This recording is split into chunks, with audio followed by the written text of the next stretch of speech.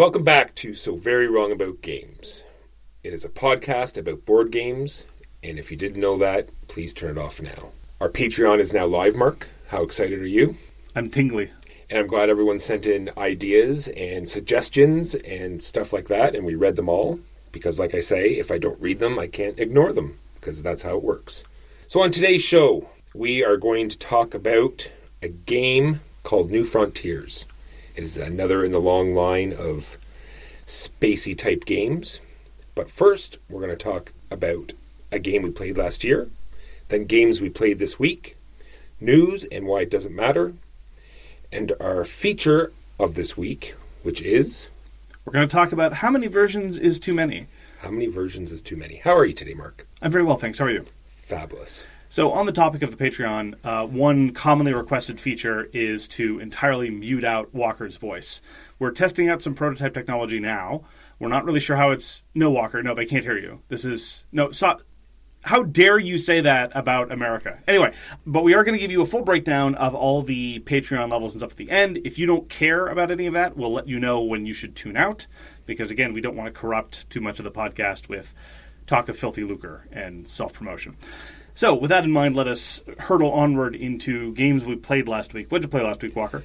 Played XCOM, the board game, which is another app-driven game, which is fantastic. We haven't had it out in a while. I never had a chance to try the expansion, so I'm so glad we did. I still really love this game. It's more of just, rolling dice over and over, setting up your defenses and trying to get successes, but still, it's very...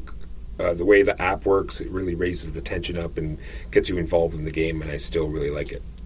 Haven't played it. It's hard to mess up on real-time cooperative dice rolling. I've played a lot of versions, and, the fundamental formula just seems pretty sound. Sure, it's all about making sure there is a choice window there, and they do it in this game, so I really like it.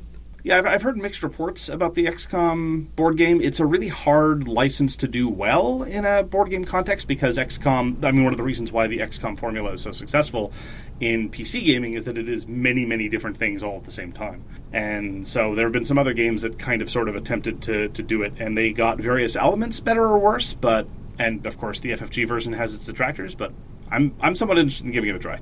What did you play this week, Mark? We played Quest for El Dorado, Heroes and Hexes. This is the expansion to Quest for El Dorado, which is the Reiner Knizia deck-building race game. I quite like the Quest for El Dorado, but like any other deck builder, you want more available cards in the market, and there's more opportunity for variety. And given that El Dorado is a map-based game, there's always the possibility for more maps.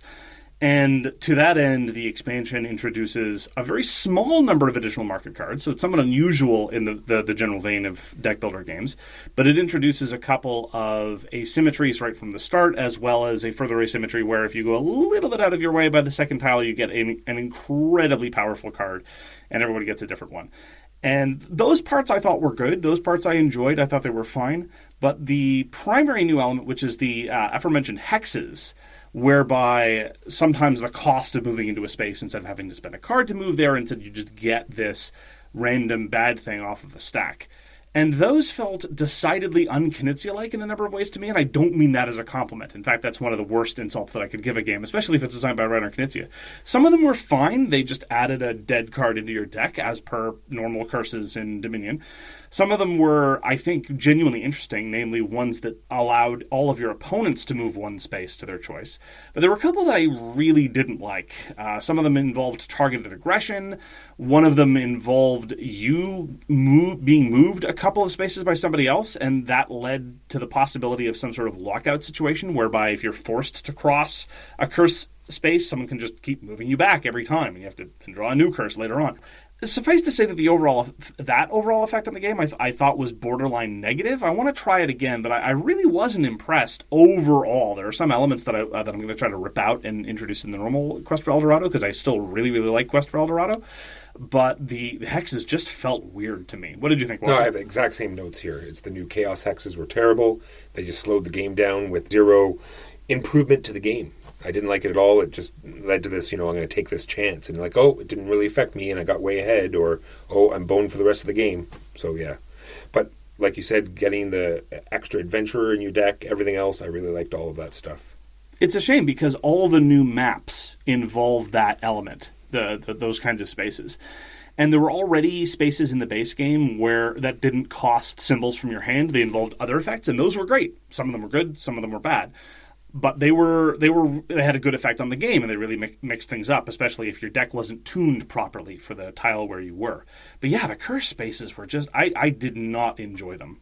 I'll try them again. Yeah, I'm thinking maybe once we get to know all the symbology, and it'll be much smoother. Like, it's like, oh, you have to do that, you have to do that much faster. Maybe it won't be so bad, but on the first play, not fun. And that's the new expansion. What's the expansion? Is there a name for the expansion? Yes, it's called Heroes and Hexes, the expansion for Quest for El Dorado. Nice.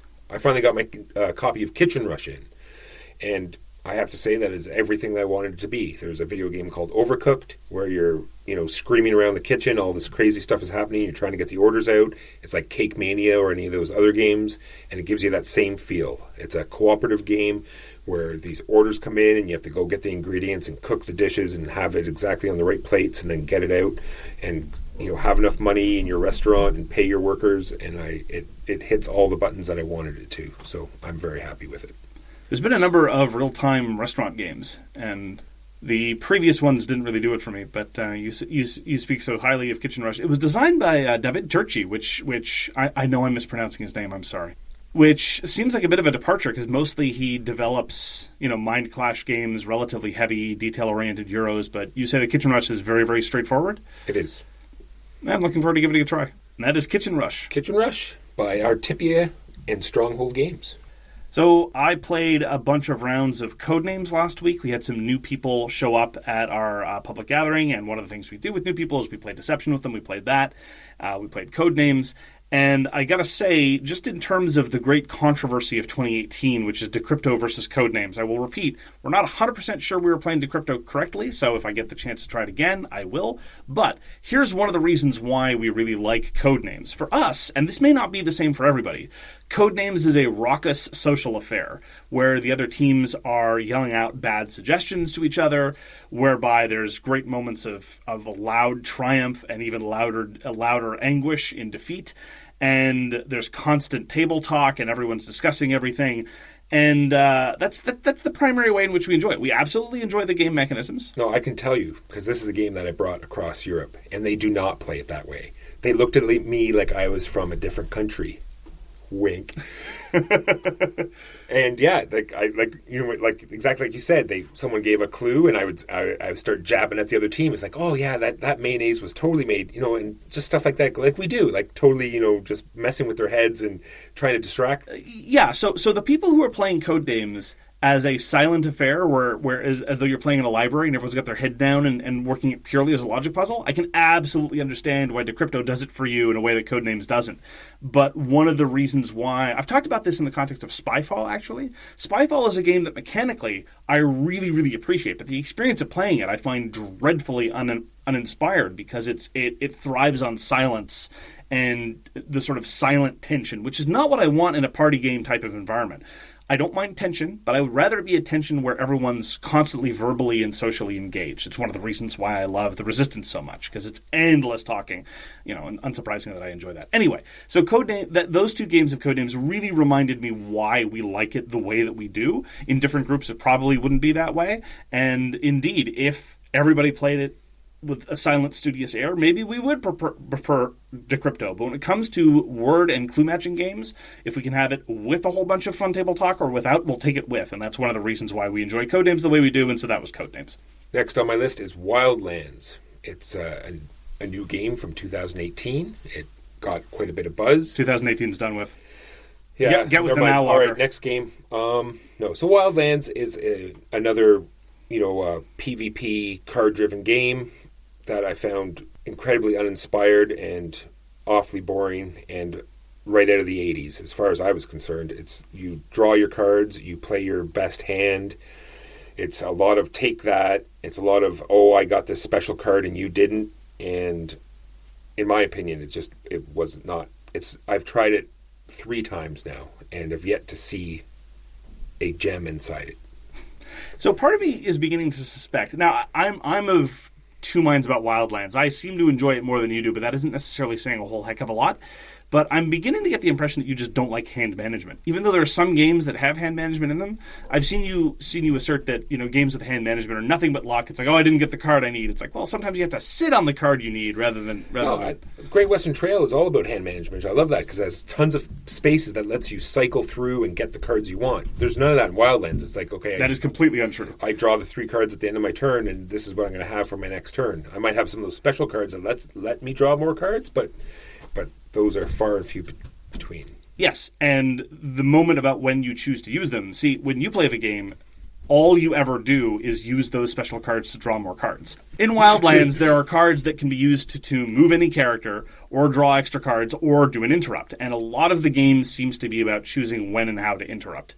Walker doesn't do that, though, because the hand plays itself, as far as he's concerned. Here's the thing about Wildlands. The substantive critiques are all the criticisms that we've had about multiplayer conflict games, well, most of them anyway, Wildlands leans into with a vengeance. Because one of the ways you score a point in Wildlands is by knocking out an enemy character, and you only do that if you get the last hit. So if you go and attack somebody, and they defend themselves successfully, what's happened is the two of you have burned through a lot of cards, and possibly some wounds have been inflicted. And then the other player, who wasn't involved in that fight, laughs maniacally as they go swoop in, take the finishing blow, costing them fewer cards and getting a point in the process. This absolutely is present in Wildlands. Now, the interruption system sort of adds... I'm not even going to say that it mitigates it. It kind of adds a layer to it, whereby the timing of how to snipe is altered a little bit. It is also the case that in Wildlands, your starting setup can be incredibly determinative of your success in the game, and your starting setup is only half under your control at best. Where you set up your own people is a function of which 5 of 10 cards you get at the start of the game, and the other salient feature of startup where your crystals are, which is what you go and collect for your other half of the point, that's completely random. There's no real way to control that. All of this is true, and as the game is playing, all those elements bother me. The strange thing is that it doesn't lead to a game as degenerate as it should be. I'm still trying to puzzle my head around why it even works as well as it does, which is to say, tolerably well. I compare this in my head, for example, to a game like GKR. When we played Giant Killer Robots, it was a question of, here are the rules, maybe there'll be some problems, but let's see how it goes. And it turns out that it leans hard into precisely these issues of choosing who to snipe at and player order problems in a very serious way. Wildlands, and if anything, it's kind of the reverse. I read the rules as like, this is going to be degenerate, and then it's not. It's not amazing, but it's not degenerate. Anyway, Wallace designs, for me, tend to divide up into two camps, the generally speaking, the too simple and the too baroque, and I think that Wildlands definitely falls into the too simple area, but I will say this, and and this is going to be a sincere question, Walker. What it's trying to do, namely a 4-player skirmish-type game, I don't know that it's been done better, with the possible exception of some games that allow you to play in teams. True. I'm saying if you take it for what it is and what it can accomplish, it is doing that. I want to quickly go back to the sniping thing, where there's this one magical race that is very hard on the offense. But once they're done the offense, then it's other people's turn, so it doesn't really matter. And now they're standing around with only 2 hit points each, mostly. And guess who's going to get picked on, right? This poor team that only has guys that are worth 2 hit points, right? If anything, it's a little bit worse than that, because their big trick, as far as the magical, the magic users is that most of their attacks are area attacks, which is great if people clump up. But if the wrong factions are in the game, or if you're only playing with 2 or 3 players, you're not going to get a whole bunch of targets of opportunity to blast people.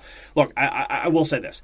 After each game of Wildlands, and I've only played twice, I have looked at the board position and the board state about halfway through and said, if I'd have made cleverer decisions, I would be able to make much, much better use of the resources available to me. And games of this simplicity don't often present that to me. Usually I'm not in a position to be like, I could have been able to take fate into my own hands. I'm amazed that it works at all, but it doesn't work super well. That's more or less where I am at Wildlands at this particular time. All right, and that was Wildlands by Martin Wallace. We got to play another couple games of Scythe, The Rise of Fenris. Here we are, of course, here at Swag, keeping up on the very cutting edge of 8 months ago. And I have to say that I thought that my least favorite expansion for Scythe was the Wind Gambit. And I've got to say, The Rise of Fenris is coming in hard to make me change my mind. It is the case that in the Rise of Fenris, what you have, and I'm not going to spoil anything here, is new stuff and then scenarios, and the scenarios kind of parcel in the new stuff. The new stuff has been mostly bad, I think. It's been a set of effects and goodies that are mild variations of things that are already present in the base game, let alone with the first expansion, Invaders from Afar.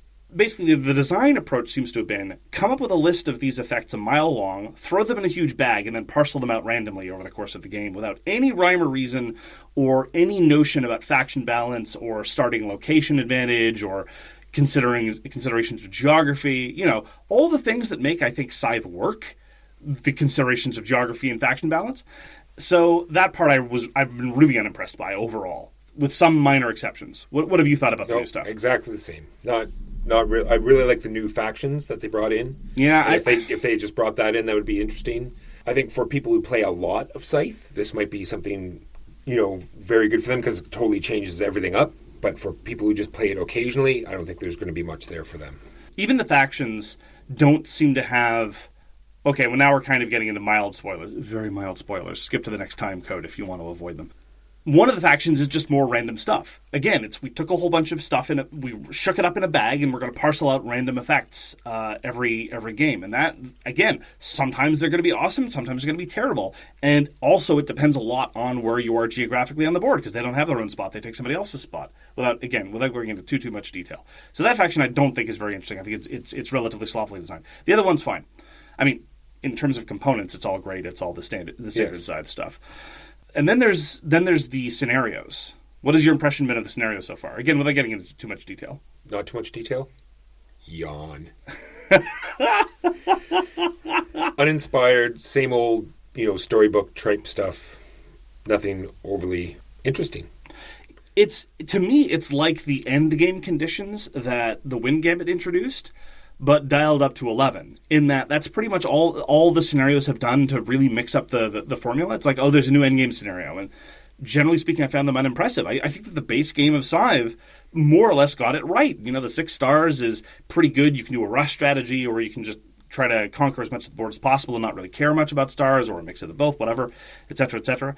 But yeah, the scenarios narratively haven't done anything for me, mechanically haven't done anything for me. Like one ended in 3 turns, and another one could have ended in the second turn. Yes. It was unimpressive and unengaging. I can forgive one, but both at the same time is not there. So I really do think we're probably going to finish it just for the sake of inertia. But I really am. This is solidifying my opinion that the way to do Scythe is with the first expansion and nothing else. Everything else just feels really ancillary to me. The other endgame conditions, even the airships, all that other stuff. It's like, I don't want to be super cynical or ad hominem about this, but it's like Jamie Stegmaier had a couple of good ideas, and that's it, and just hasn't found a way to flesh out the system. Which is fine. Not every system needs to be fleshed out. Not everything needs to be a legacy game of linked campaign. Not that it's trying to be a legacy game. But, we've got 7 decent factions and a couple of afterthoughts, basically. And that's Scythe, the Rise of Fenris. It sure is. My last game is Tobago. I've already talked about Tobago. If you've played the new game, Cryptid is very much like that, except it's just more of a board game than it is a, quiz puzzle game. You're actually moving these ATVs around this cool jungle scape and digging up treasure and removing cubes, but it's very much the same of, decreasing the chances of, the treasure being in a certain area by using the geography and cards and stuff like that.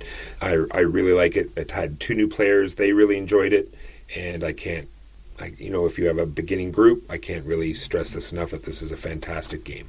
It's a wonderful intro experience. I don't like deduction games, but Tobago is probably my favorite of the bunch. And I enjoy it, despite the fact that it still feels a little bit... Look, it's not like Sleuth by Sid Saxon, or not even necessarily as crunchy as Cryptid in some ways, although they're both very, very light games. But it still feels a bit like a deduction game or an induction game, depending on how you want to slice it.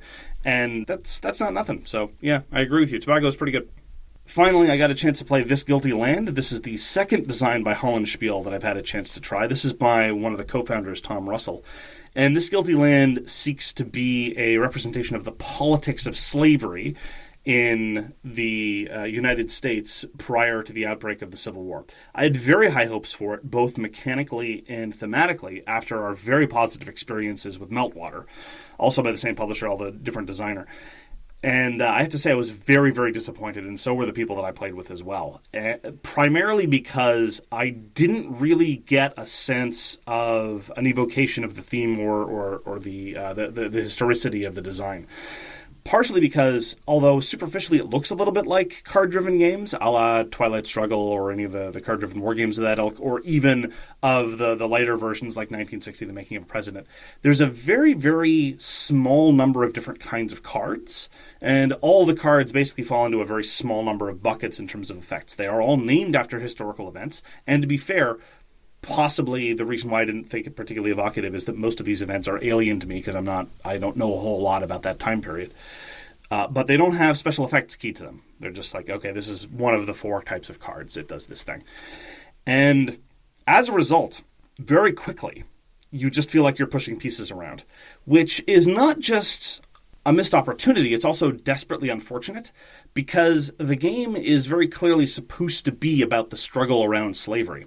And the moment you write slavery out of the narrative and it becomes a purely mechanical experience, that gets straight into problematic territory. So the kind of discomfort that the designer was clearly trying to evoke, because in the reading the rulebook, I was super pumped for This Guilty Land because the designer was all about this game has a political message. If you don't like it, tough noogies.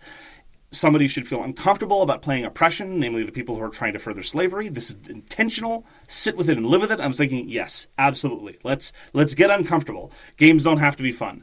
But the discomfort was actually coming from the game leaving slavery out of the picture and how detached it felt from all of that.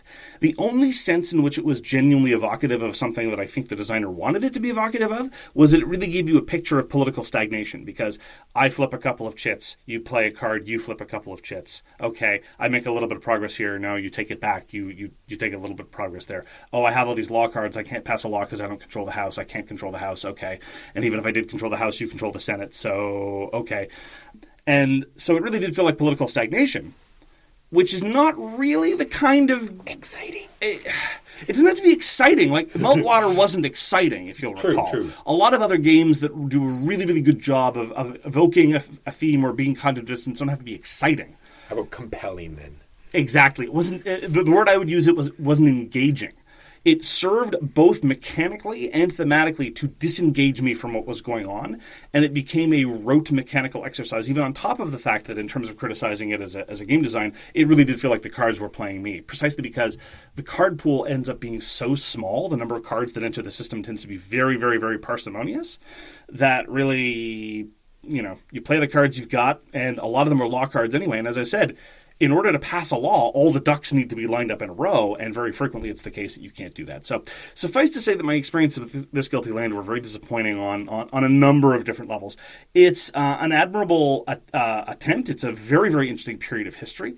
A lot of the design goals I thoroughly embrace. It just didn't evoke for me on a mechanical or thematic level what I was looking for. So those were my experiences with This Guilty Land. All right, that was games we played this week. And now for Games from History. Well, we almost forgot to talk about this because I almost wish I forgot that I played it. It's very appropriate that the Augurs, the as yet unnamed review intro segment, was Alien Artifacts. Yep, Alien Artifacts, a game by Portal. I play it every week. Just once a week? Just I have it beside my bed. I play like a little solo version that I invented in my head every time I wake up. The only time we've even thought about this game, I think, after we reviewed it, was marveling that it was getting an expansion. Yes. Other than that, I don't think that it so much as crossed our minds. Not once. I'm thankful that I have sufficiently forgotten the experience that I didn't remember to remind you that we reviewed this awful game called Alien Artifacts. All right, and now on to the news and why it doesn't matter. So first on my list, normally I would be excited for this, but for whatever reason I'm not. It is The Lord of the Rings, Journey in Middle-earth. It's by Fantasy Flight Games. It's another giant dungeon-crawling, descent-type, app-driven game. My favorite publisher reuniting with my favorite theme. And yeah, just yawn again. Like, I guess if you don't have Descent, you don't have Imperial Assault because you didn't like those particular themes, and you really like Lord of the Rings, then you are in luck. otherwise, then...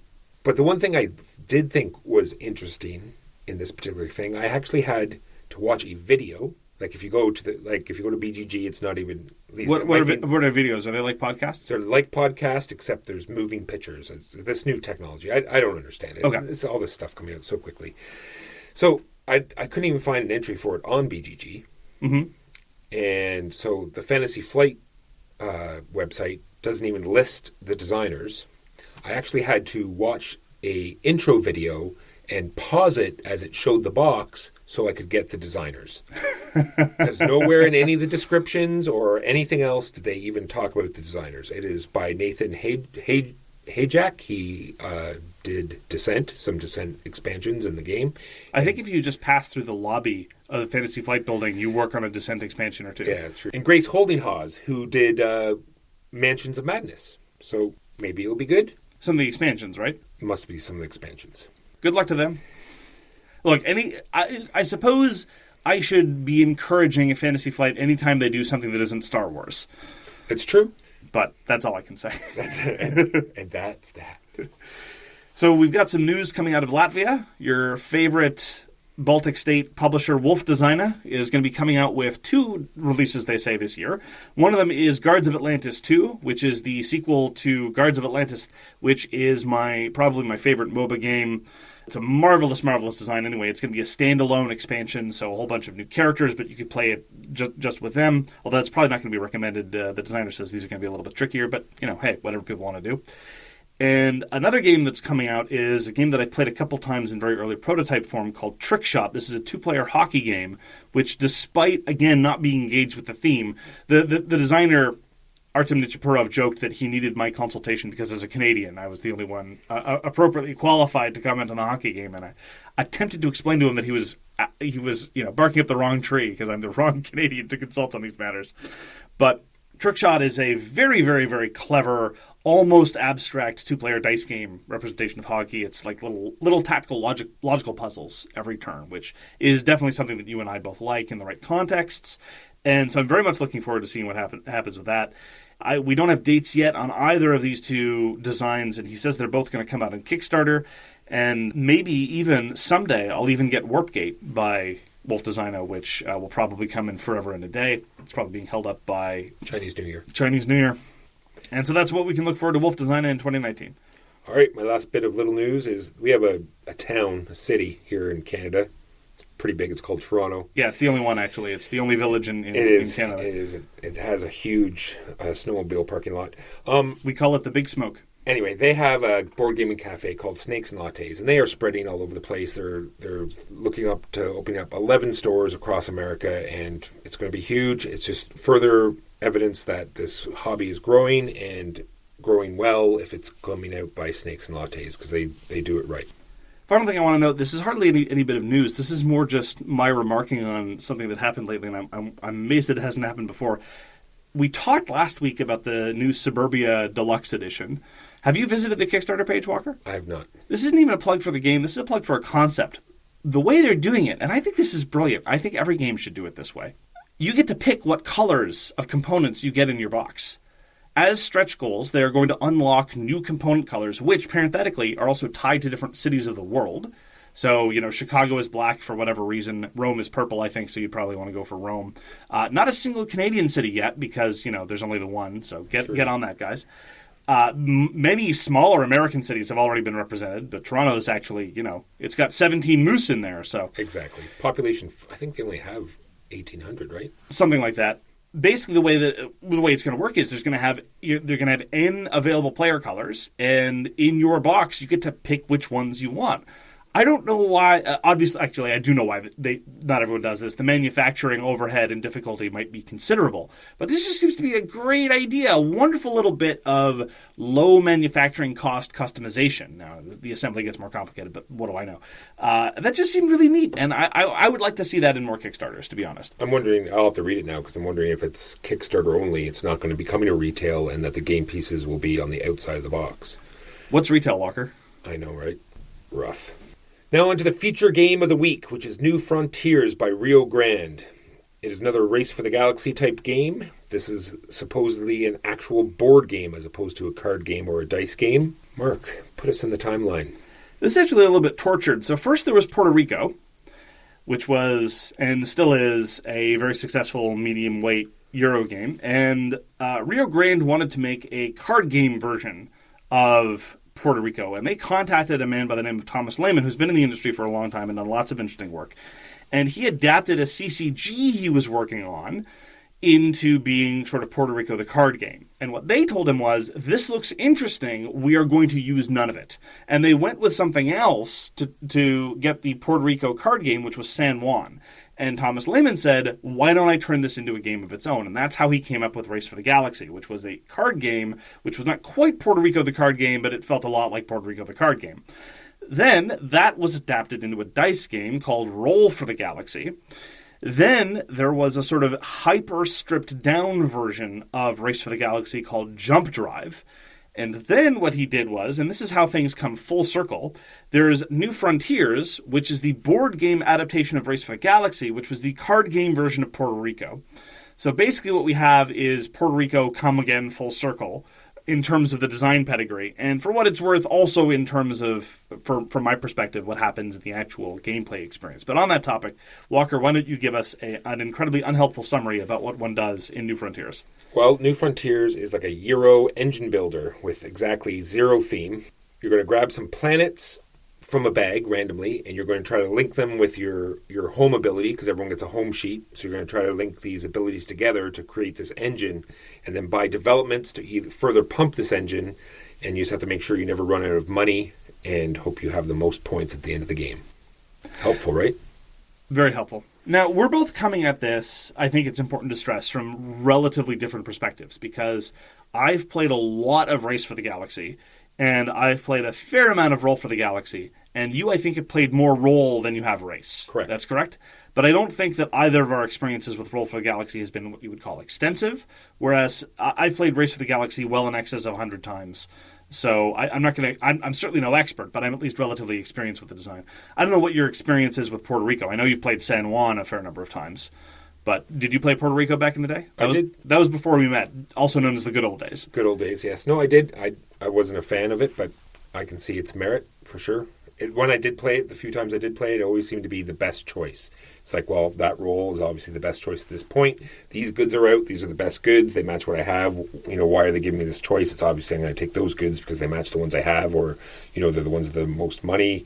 And it just seemed like a series of, the obvious best choices. And that, one of the other benefits of playing Puerto Rico is that there's probably someone else going to be at the table who will be more than happy to inform you about what your obvious best choice is. This is also true. And or complain if you don't take what's the obvious best choice. Yeah. So I always explain it as the game that plays itself. Sure.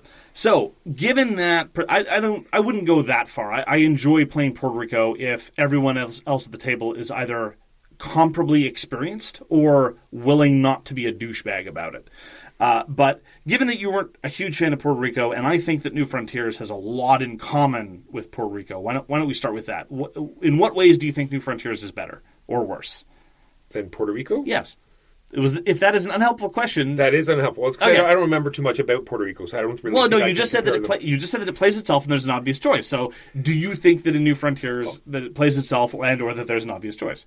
I do. I think once you've got your home established and it has a sort of a theme to it. It's like, sell goods or you're the military guy or whatever. Then it gives you a direction to go, and that's what you're going to be starting off at. When you pick your planets, it's obviously, well, this is the planet that I can settle now, so I'm going to take that one. Or I'm the military guy and this one takes military, so I'm going to take this planet.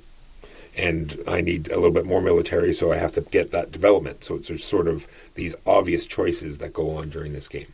Huh. And in what way... Okay, now I'm genuinely curious and a bit confused.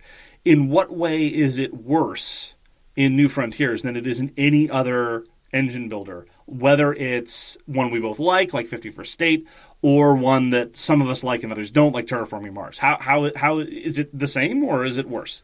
Well, Terraforming Mars, you have a wider hand size, and you have more choices that you can go from, and there's a lot more going on. Like, here you have very narrow paths. It's either you're settling planets or you're selling goods. I think they're the two main things you're doing.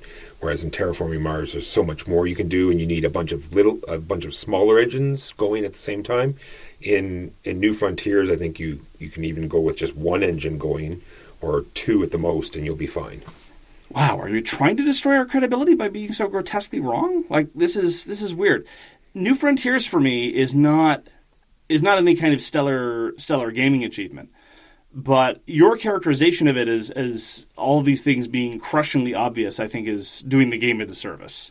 Because, first of all, you haven't even mentioned developments at all, and the developments that one needs to purchase in order to make one engine's work. I did. I mean, saying that. I said that during the intro, that it's like, this is my engine. I need to get these particular developments in order to settle these planets that I've taken because it matches my home system, and then you take those developments that you need. I'm saying you can spread out. Your home system is just one world among many, though. And if you rely too heavily, I've seen you do this, actually. If you rely too heavily on making everything match your home world, well then, yeah, you've painted yourself into a corner before the game begins.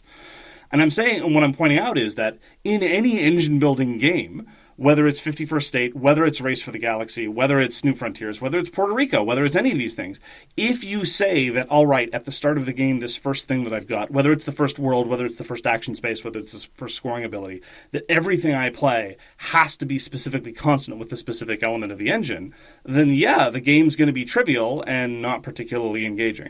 True. So when you asked me to compare it to Puerto Rico, a game that I thought played itself, you actually meant explain how it's different than Puerto Rico and how it's better and all these different things. Okay, no. I'm sorry, I got confused then. Which one did you mean? How am I supposed to say it?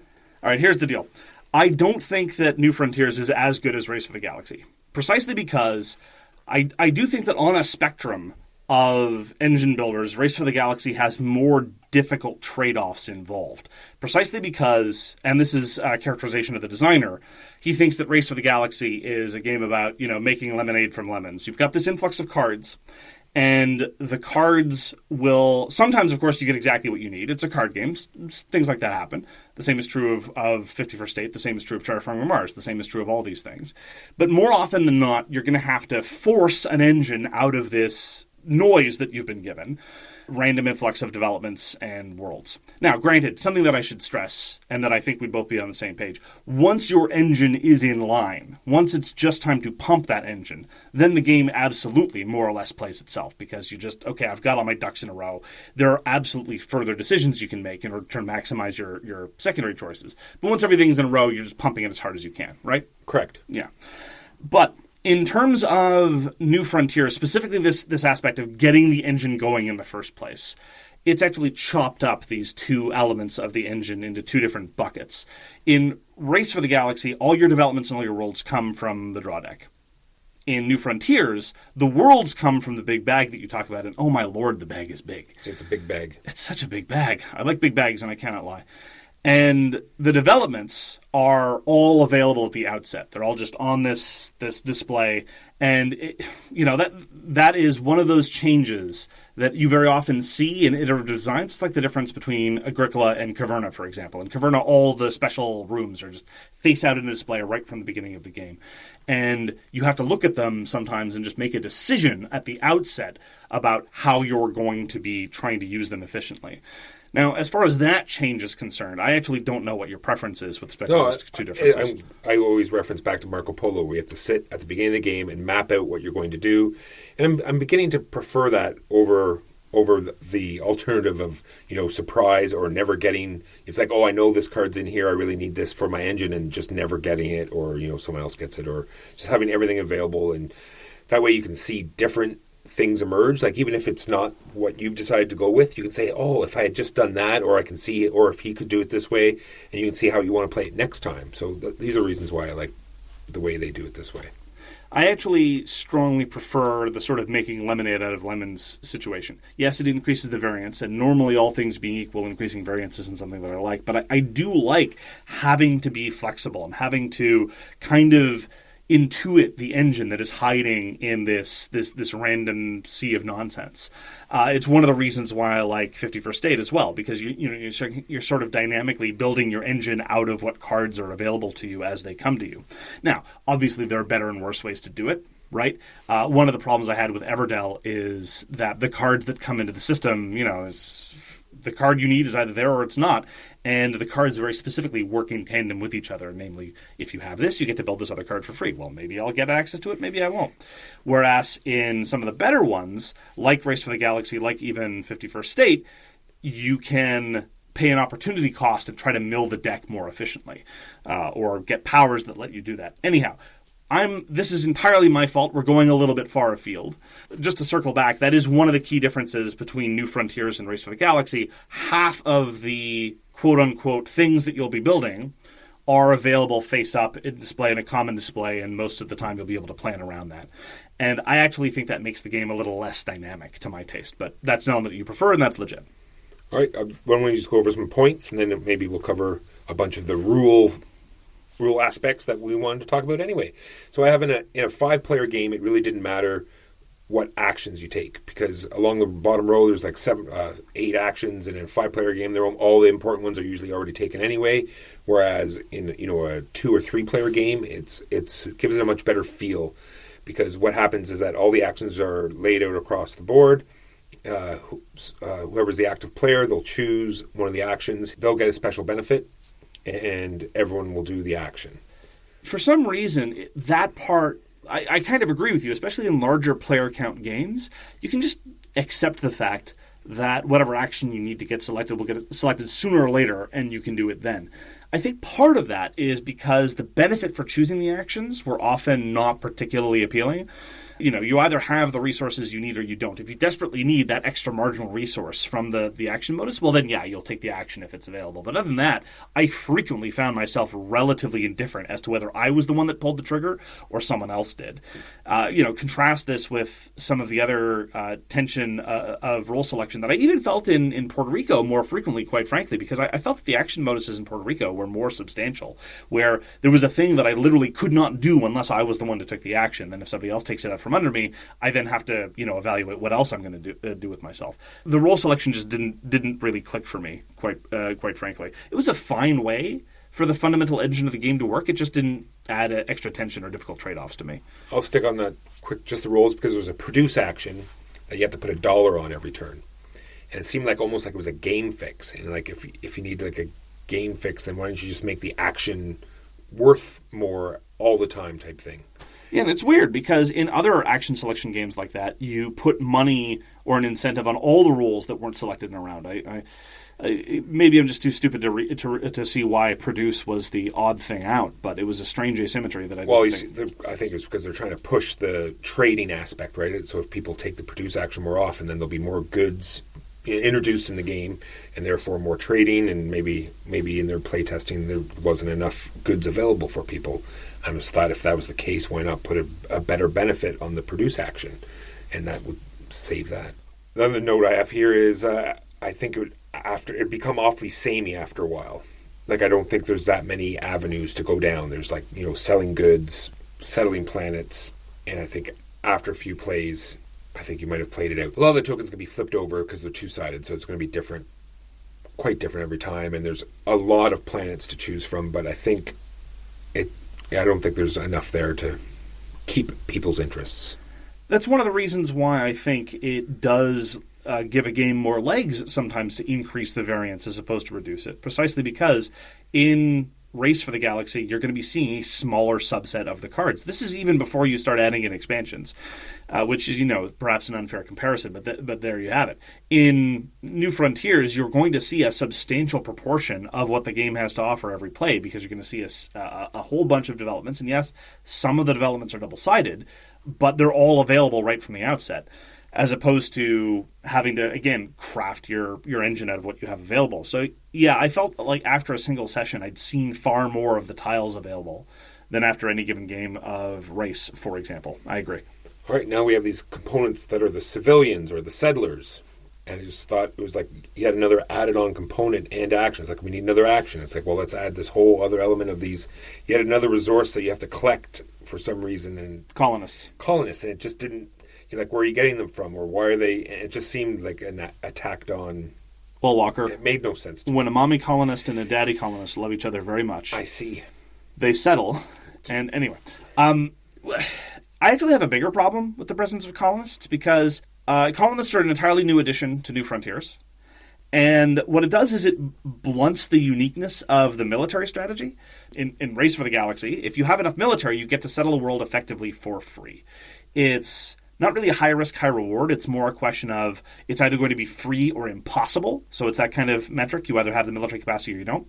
That element has been ported to New Frontiers in the sense that you either have the military capacity to conquer world or you don't. But on top of that, you need to pay the colonists whether it's a military world or a non-military world. And every world costs colonists. And so it really kind of made the military avenue less unique. It basically meant that you had to accumulate resources even if you were pursuing a military strategy, whereas before, the big benefit was, well, I've invested in my infrastructure, I've got this military out, I've kind of narrowed my horizons because I'm playing a slightly different game, but as a result, I get to do things very differently. Whereas here, I felt that the military avenue was just very, very similar to the normal colonist avenue, just with slightly different parameters. So I agree with you, the addition of colonists I don't think added much to the game space. I'm just going to, well, that's one of my other points. It's just very much the same as all the others. All the actions are exactly the same. Name the same icons, develop, produce, trade, sell, and they all do the same things. Really brought nothing new to the table. Well, I mean, there is the new stuff of the developments being available up front, and the colonists, but, we've talked about the relative merits of those. You like the developments being available. I don't. Neither of us like the colonists very much. The game does introduce drafting. In New Frontiers, you draft worlds as opposed to pulling them randomly. This, I thought, was kind of a mixed bag, no pun intended. For one thing, the pace of the game grinds to a halt. Now, one of the things that Tom Lehman talked about in his designer diary, because to be fair, a lot of these things that he's talking about are things that he made deliberate choices to differentiate New Frontiers for Race of the Galaxy. Part of the problem is that I adore Race for the Galaxy, and I think most of these changes are bad. But he said that one of the criticisms of Race for the Galaxy was the frenetic pace. And indeed, you can knock out Race for the Galaxy very quickly. Things happen at a very, very fast rate. Many rounds don't take very much time at all, especially if everybody calls the same roll. So you only do one of the phases and then you move on to the next round. Apparently, some people find this disorienting. It is certainly disorienting if you're playing with experienced players who are unwilling to slow down for you. That having been said, though, I didn't see the need for the pace of the game to come to a grinding halt. Whenever anyone calls Explore, what you have to do is you have to pull out 7 worlds from the bag and then you draft them in turn order. As opposed to all the other roles like develop or settle or all these other things where, the player who took the role gets some minor advantage, but everyone can do it more or less at the same time. There's no reason to pause and slow down. So as a result, Explorer takes roughly 3 to 4 times longer than any other action. And that I did not appreciate in terms of the pace of the game. Agreed. And not only nothing new outside of Race for the Galaxy world, just nothing new as a board game. Like, it's just the same old engine building, pump your engine, nothing, no hook, nothing extraordinary, just the same old over again. And I just felt as though it was this is where I get most upset, when it's a missed opportunity, right? Where you have this great world already, created, right? In these 2 other games, and now you have a chance to make this whole sprawling board game and something new and inventive, and you just do the same thing over again with slight different tweaks. I just didn't understand it. Again, to give credit where credit is due, I don't think that there was an intent to make anything sprawling, because one thing we haven't mentioned is, even though sometimes the pace of the game falters a little bit, and even though it's not as lightning fast as Race for the Galaxy is, New Frontiers is a relatively brisk game. We're talking about an hour-ish, even with people who aren't particularly experienced. And there's something to be said for that. So I don't think the intent was for it to be a sprawling 90 to 200. Well, I don't mean like an epic thing. Sure. But I mean just like bring it to a full board game. I agree. And honestly, this is one of my key criticisms of New Frontiers. So I didn't like Jump Drive. I thought Jump Drive was basically a children's game. But setting aside Jump Drive, when you look at Race for the Galaxy and Roll for the Galaxy, yes, a lot of the art is recycled, a lot of the terms are recycled, but I really feel like the games feel different. I feel that there's a different design impetus behind them, and they have different challenges and different opportunities offered by those 2 different games. And I prefer Race, but Roll, I think, is worthy and interestingly different. When I'm playing New Frontiers, I really, really feel like I'm either playing Race for the Galaxy with an identity crisis or a weird slap-together version of Puerto Rico. I really, for the first time, of all these games that I've talked about, it really felt derivative. And I could really see where it was sort of a I don't want to say paint by numbers, but it really did look like it was taking these existing formulas and just nudging them a bit for the sake of nudging them and for the sake of addressing criticisms which I haven't internalized. So again, that's my bias. But I really, it really did feel for the first time like the series had run out of new ideas. Agreed. And my last bad point, that's actually a bad point, because I have another point here that is not actually a bad point. Whatever. No player interaction. Just the same old, I took this before you could get it type thing, but other than that, no way to slow down other people, no... Well, the most salient way it introduced player interaction I thought was bad, namely the hate drafting that you can have in an explore situation. Because even though all the developments are ready face-up, if you need a certain kind of world, you need it to come out of the bag, and you need it to be in a player order such that someone previous to you can't snake it, either because they want it or because they know that you need it. Yeah, because in a lot of the cases when someone's taken Explorer, you don't really care, you don't need it, so it's not as though you're looking for anything. Exactly. So it's like, oh, I'll just take this planet because he needs it. Precisely. Brutal. A lot of games of this ilk don't really have much player interaction to begin with. I just feel that in terms of the way role selection works, you can make the role selection sort of the crux of where you get player interaction. And I felt that there was more player interaction in Puerto Rico. I felt that even there was a little bit more player interaction in terms of Race for the Galaxy, because in Race, you can try to dovetail off of other people's actions. There's a serious efficiency gain to be had if you can look over at somebody's engine and figure out, yeah, I think I know what they're going to pull this round, and so I can bank off that. So I agree. Even in terms of its immediate forebears, I don't think it had much quality interaction. All right. Now, they weren't all bad points. I have quite a few good points here. Let's move on to them. The one that I accidentally put in the bad points was it doesn't outstay its welcome. It's a nice little short game. It doesn't seem to drag on too long. Nice end game conditions, which are there's quite a few of them. As far as that goes, that's great. I do like the way that it handles the secret goals, or at least they're only secret for a little bit. In both Race for the Galaxy and Roll for the Galaxy, the first expansion introduced goals, which are, first to X and first to Y. And I actually like them because, although they're a little random, some of them are easier to get if you have certain start worlds as opposed to others. It really does offer one of the things that I like, which is short-term goals for either new players or people that are a little bit lost. They can't quite get their engine going properly. They don't really necessarily see how they're going to get to a position to force the end game, but, so as a result, you get to look to the table and say, oh, well, these goals are in play. I can play towards one of those and hope that something occurs to me. And I really like that added level of flexibility. In the way they do it in New Frontiers, I think is actually kind of sort of clever. The way that it works is every time somebody selects a role, that player pulls the top 3 goals from a randomized deck, and they pick one, and that one is going to be in play. But it's going to be face down until somebody else picks a roll. So one roll will always be face down. It will apply at the end of the game and it will score, but only one player knows what that is.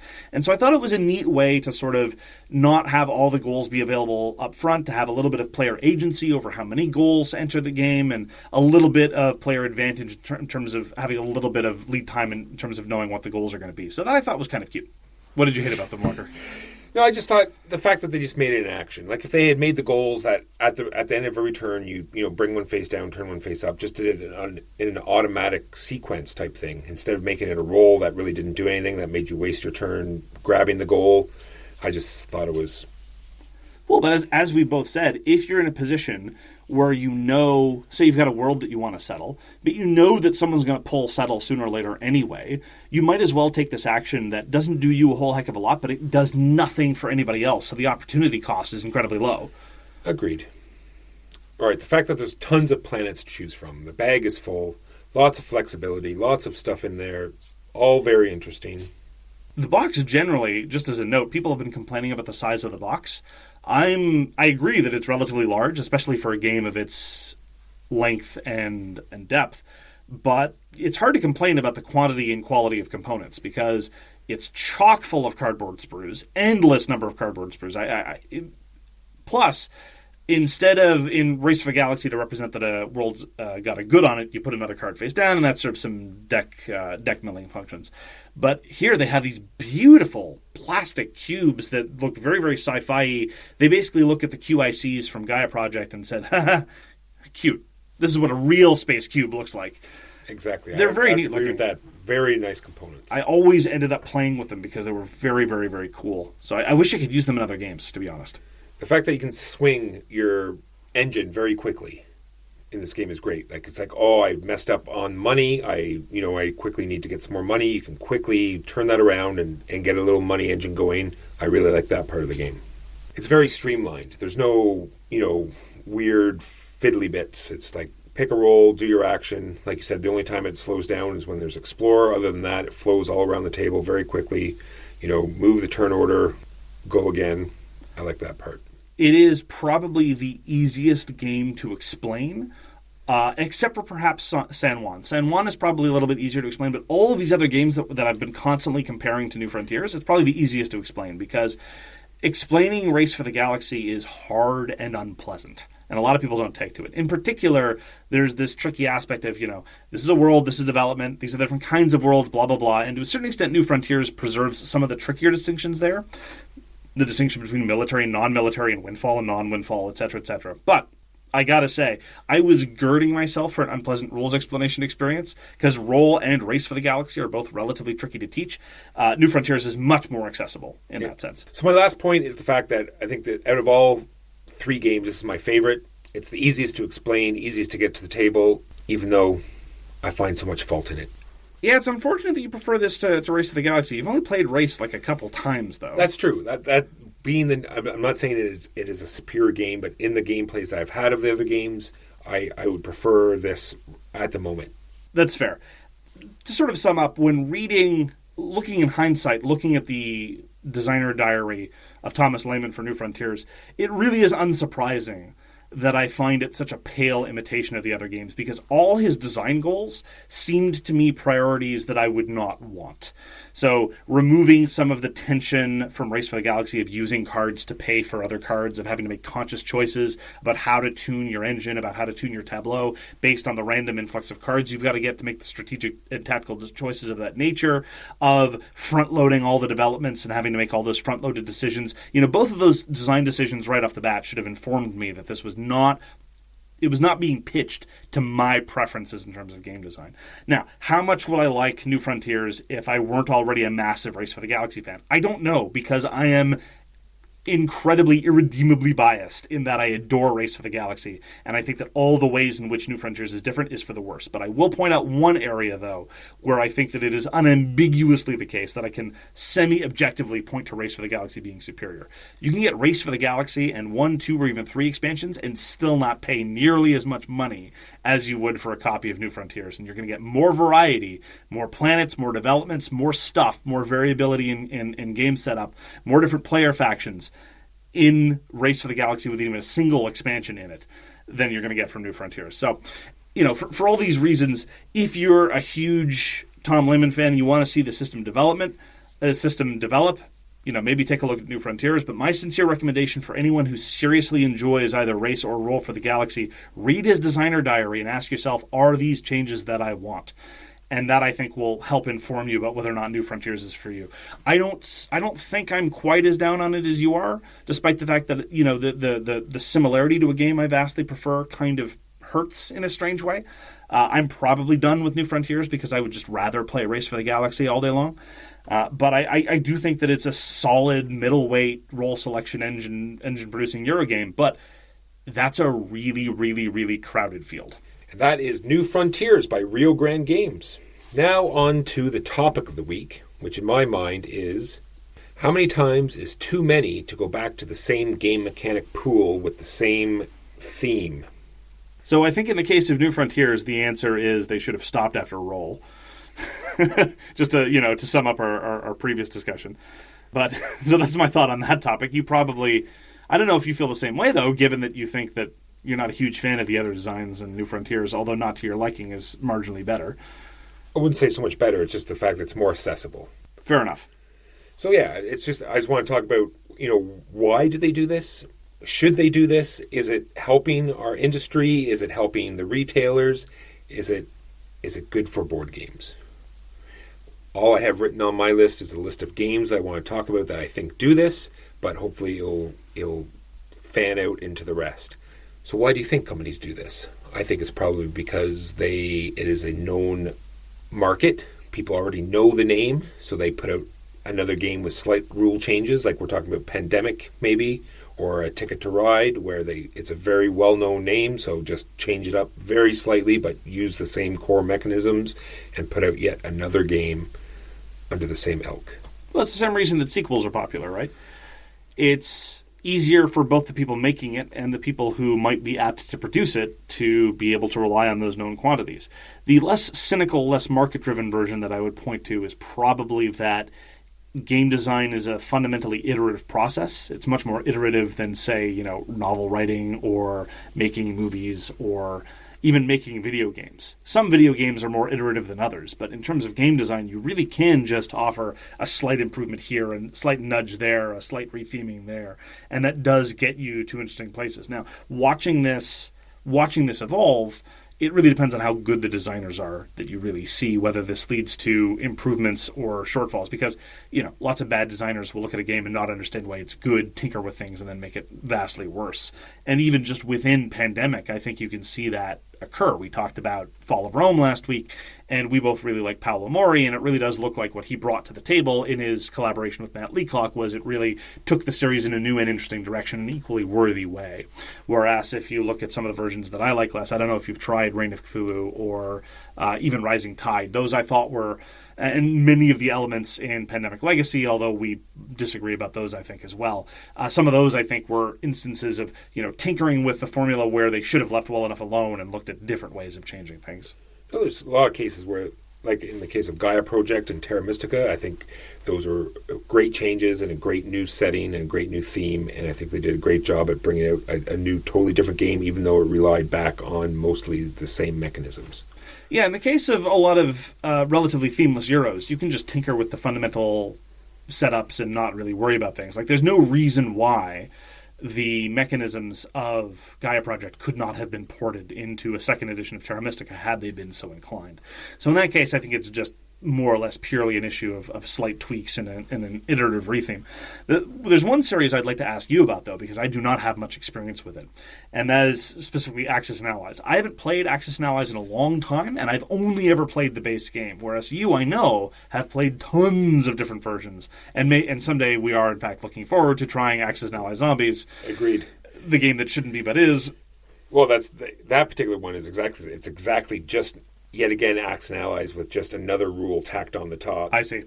It just says, even has cards that you can just play normal Axis and Allies, and you can, just leave the zombie part out. And it even says at the beginning, here's the one page of rules that are different just for the zombie part. Oh, and wow. If you already know Axis and Allies, then you're almost ready to go. Just read this one page and off you go. So that was another one that I have is like, man, you could have, done something here finally, brought a new breath of air into Axis and Allies and done something different, but they did not. Well, Axis and Allies, given that it's already kind of in the realm of historical fantasy anyway, the fidelity to the actual historical events or the sort of verisimilitude of an actual concept are already lacking in the Axis and Allies series. But every time I see so there's Guadalcanal, there's... I was going to say, those three that they brought out, the D-Day, the Guadalcanal, and the Battle for the Bulge, those are all very different. They have like timing mechanisms and different things that happen that they do a fantastic job of. But every 4 or 5 years, there you see another Axis and Allies, just standard edition, yet again come out, and it's just like, it's okay, guys, you can do something different. Because if anyone wants Axis and Allies, they can pick up the multitudes of copies that are out there. Sure. So there, I think we can safely assume it's just crass commercialism operating. Yeah, and it's weird. To a certain extent, my tolerance for how much tweaking you can put in the system is really about my enthusiasm for the core system to begin with. So the most absurd version of this, and it's if anything, as tortured or more tortured than the sort of pedigree I gave for New Frontiers. There's the whole Lost Cities series of games by Reiner Knizia. First it was a 2-player card game. Then he made a multiplayer game called Keltis. Then there was the Lost Cities, the board game version of Keltis, which added some rule changes. Then there was the card version of Keltis. So it's the card version of a board game, which was a board game version of a card game to begin with. And then there are several expansions to Keltis, some of which are superficially similar but very different, and then there are the ones that add entirely new boards and fundamentally different, like the Oracle. And while I really enjoy playing Lost Cities, the board game, and all the Cultist expansions, and I do enjoy looking at the differences. I recognize that that's only because I'm a huge Reiner Knizia fanboy, and I really do like watching him tweak game mechanics. If I didn't like Lost Cities to begin with, would I think this was interesting, or just him milking a cash cow? I would probably just think it was him milking a cash cow, but... All right, since we talked about Axis and Allies, I'll go to Risk. Risk has come out with tons of different editions, using the same core mechanic of, rolling 3 dice, pairing them off.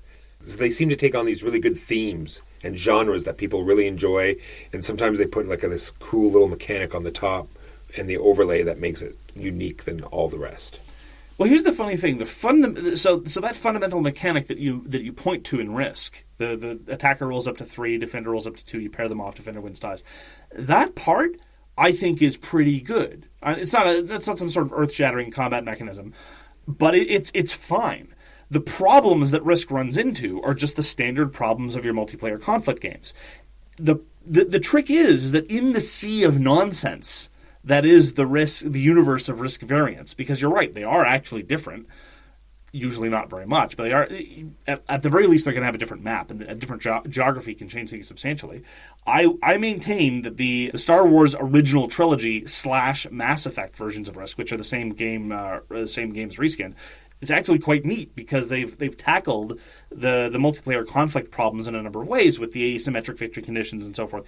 Pretty much the only Risk thing that they keep are the reinforcement rules, which are fine, and the combat resolution, which is, by itself I think is okay. And those series, actually, I find the most frustrating, right? When it's a series of games that I don't care about, like Axis and Allies, whatever, I can safely ignore them, and I know that the people who love all the subtle variations can go and have the subtle variations for whatever reason. And when it's a series that I know I like, I'm happy to just keep watching a master's designer work. But when I know for a fact that there have been good Risk variants, that makes me doubt the market and feel paranoid. And the FOMO kicks in real hard. I don't know if you have that experience with anything. No, I have not. Okay.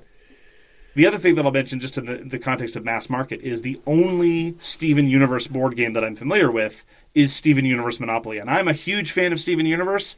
I'm not that big a fan of Steven Universe. Well, we can talk about Monopoly, too, because it has more versions than we can talk about for the same thing. And they seem to change the least, right? So we talk about Axis and Allies. They change things up. Obviously, slightly different audience. Even core Risk games, they change things up to varying degrees. But the Monopoly games, am I wrong? They always seem just the same. Exactly the same, just change the properties, punch it out, get the money. Which is weird, because it's not even like a different company. That company, USAopoly, that churns out endless Risk variants, is the same company that's churning out a lot of these Monopoly variants. I wonder why Monopoly is the one that doesn't change. Well, because they know they'll sell anyway. They don't need to put in the effort. The same is true of it. Like, look, most of the Risk variants, I think, are probably equally crass commercial ripoffs. I don't think that they're thinking, oh, well, this change will really appeal to the hobbyist gamer shouting into a can in the basement. True. I don't know if this is just shooting in the dark, but I'm wondering if a designer actually comes to them and say, I have this variant, whereas with Monopolies, they just punch a button and say, horsies, trolls, dollies, this country, and off they go into the mass market. I should find this bot, and it could be my new co-host. It's true. What else do I have here? I have Ticket to Ride. I'm wondering if this particular example just shows the weaknesses in the games. Like when you have to come out with a different version to make it interesting, then I wonder if maybe there's a fundamental problem with your game. That's just you being cynical, because... I think you're lying. It's a lie. Again, I love Ticket to Ride. Things look very different from the inside out for the outside in. Like somebody who doesn't give a crap about Reiner Knizia would probably look at the design pedigree of Lost Cities and roll their eyes real hard. And sure, once you get to Cultists, the card game, which is the card game version of a board game version of a card game, things start to look pretty stupid. And look, if you're super into... Ticket to Ride is one of those interesting situations where they tend to vary... The gameplay varies by varying levels. Like, it is a bit like... There's more commonality for a lot of the Ticket to Ride variants than there is even in a lot of the different Risk games. But every once in a while, there's a weird Ticket to Ride version that's substantially different from the other ones. I haven't played a whole lot of Ticket to Ride variants because Alan Moon's sort of tableau drafting thing just doesn't really do much for me. But, you have to admire that at least some of them are a little different. Or maybe not. Maybe you can hate them all equally. I will. Okay. I give you permission. One here, it's not a great example, but Simon has this group of games is like a dice pool mechanism, and they just sort of base these different themes around the same dice pool mechanism. Like they have the Others, they have Agents of Moloch, and this new die again, die further, get stabbed and die game is also yet... That's Dead Cthulhu, Death May Die Again. Yes. So you create your pool, roll them all out, get your successes versus your thing, and go again. You really think that they're sufficiently similar that you'd want to... I need to play more of them to find out, but I just mean, I looked through the rules, and it's like, oh, it's a dice pooler. You grab your fistful of dice, and I get 2 for that, 4 for this. Get my 14 dice together and see what I get. So the reason I passed on die, death again, coma. Sure. Cthulhu! To sum up, basically all the permutations I've had in my own gaming tastes, namely series where I don't really like any of them and I can safely ignore all of them, the series where I enjoy all of them and will play pretty much all of them, and then there are the ones where it really does vary. Like, there are some Risk games that I think are cool, and the rest I ignore. There have been some versions of Pandemic that I thought were great, and some that I thought were weak, and so I leave those beside. I really do appreciate the fact that these kinds of series exist, because, for the hardcore, they get to have the slight variation of the thing they already love, and at the same time, for someone like me who broadly doesn't like them, there's always the chance that there's going to be some new spark that finally lets me access what everyone else has been loving all this time. Yes, with all my negativity, that being aside, I agree with all that. So, same thing with Catan. Like when you have different groups of people and they play their one game, when they bring out another version of this, it's much easier to get them involved with this new stuff when it's something they recognize, right? They say it's all Catan with a new theme. It's the Game of Thrones or it's the Ice Age, and those are all fantastic. There's been some Catan variants that have been terrible, but there are some that are very, very well done, and the theme comes out in the way they've changed it up. It's good that you mentioned Catan, because that's a good example. I don't like core Catan, but there are a lot of Catan variants that I really like. I like Starfarers, I like Starship. Some of the histories have been very, very interesting. And it's actually, that's one of those areas where I think the branding might, for some audiences, really, really, really hurt the game. Because we as snob gamers look down on Catan and assume that, whatever. Because we don't like the base game for a variety of reasons, some good, some bad. And some of the variations are genuinely interesting, very good gamers games that have the sort of same flavor of Catan that's appealing, but they get rid of a lot of the gameplay elements that don't leave us satisfied. So, sometimes I wish that Klaus Tuber spent a little bit more time playing with some of these ideas outside the Catan brand. So that's what we have to say on the topic of how many versions is too many. If you have no interest in anything to do with Patreon, we suggest that you stick your fingers in your ears and start singing very loudly now. We'd like to stress at the outset that we're going to keep doing this for free. We're not going to give a lower level of service to people who don't pledge. We're not going to ask you if you've pledged before we respond to you by email or Twitter or anything like that. I mean, obviously there are going to be special benefits for those that do, but short of that, the things that we've been doing up till now, we're not going to stop doing just because you're not sending us money. And again, we're only doing this in response to viewer requests. We wouldn't be doing this if people hadn't asked for it.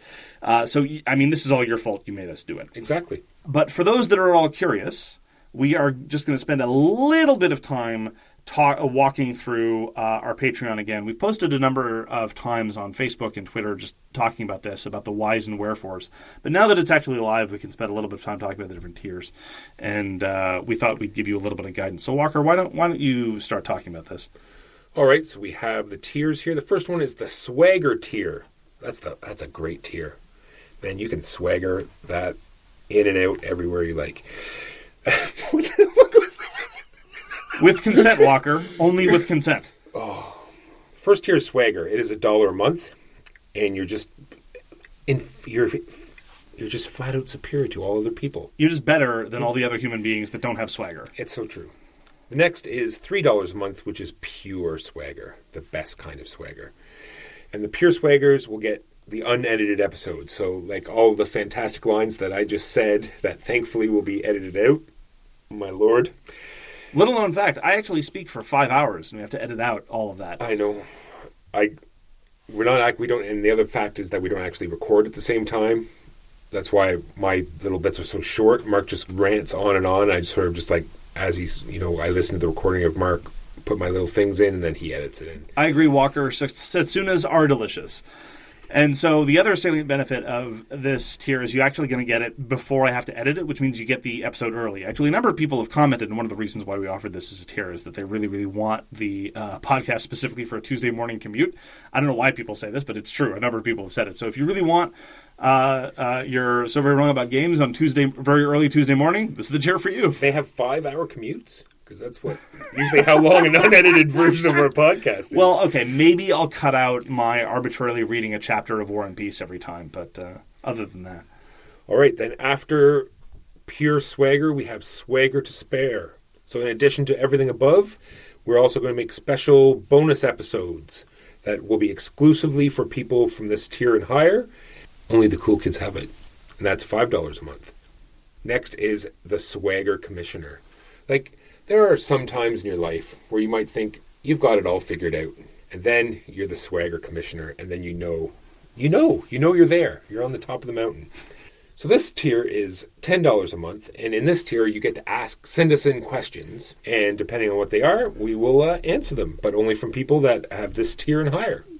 And we fully encourage you to make them as combative as you want. The tentative name of the segment is Why So Wrong? So I look forward to all of your questions about Bunny Kingdom and or Terraforming Mars. The next one is $20 a month, and it is the Swagger Overlord. So Mark's going to explain this tier more, because I don't want to go on record as agreeing to any of this. The Swagger Overlord is for those that are truly devoted to this podcast, and these people really need to be pitied more than praised. But so we recognize that explaining rules is hard. Neither of us really like videos that explain rules. They often get things wrong. They don't tend to organize things in good ways, and they don't really leave you in a position to play the game going forward because there's not really a reference. So in order to solve this, and just to add a service for people who like it, we are going to video conference in and explain a game to your group by whatever video conferencing software you tend to want to use. And we're going to be available for questions so we can help you hit the ground running and really try to help serve whatever game night you have planned. Now, and we definitely will not mock any decisions that people make during the game. We will be very patient, and we will never downplay any terrible moves or awful decisions, or every time you forget a rule. We'll never make any sort of snide comments. Well, depending on the game, we're probably not going to be creepily watching them the entire time. But yes, we'll be available. Yes, I will. We'll be available only through the secret cameras that we will have installed in their living rooms. We'll be available to answer questions and all this. Anyway, this is just something to some service that we can give to people, so we can have a little bit of interaction with the fans who have decided to become Swagger Overlords. Anyway, so if any of this sounds appealing to you, you can find our Patreon at patreon.com/swag. That's SVWAG. And if none of this appeals to you at all, then that's fine. That's completely okay. And you don't have to give us anything. We will keep giving you a podcast whether you want it or not. So that's going to close us out for this week. Thank you very, very much for joining us for So Very Wrong About Games. If you'd like to get in touch with us, you can reach Walker via his email, justrolledadice@gmail.com. You can reach me, Mark Bigney, on Twitter @TheGamesYouLike. For more public discussion, you can find the So Very Wrong About Games Facebook page. You can check out our Board Game Geek Guild, which is guild number 3236, or you can check us out on Patreon. We read everything you send us, and we'll get back to you if we can. Thanks again for tuning in, and we hope to see you again soon. Have a great day, everyone. You've been listening to So Very Wrong About Games, produced by Michael Walker and edited by Mark Bigney. Special thanks goes to What Does It Eat for generously allowing us to use their most excellent song, FOS, as our theme. You can find them at whatdoesiteat.com. You can reach us by email at soverywrongaboutgames@gmail.com or on Twitter @SoWrongGames. Thanks very much, see you next time, and always, try to be right, but remember you are so very wrong.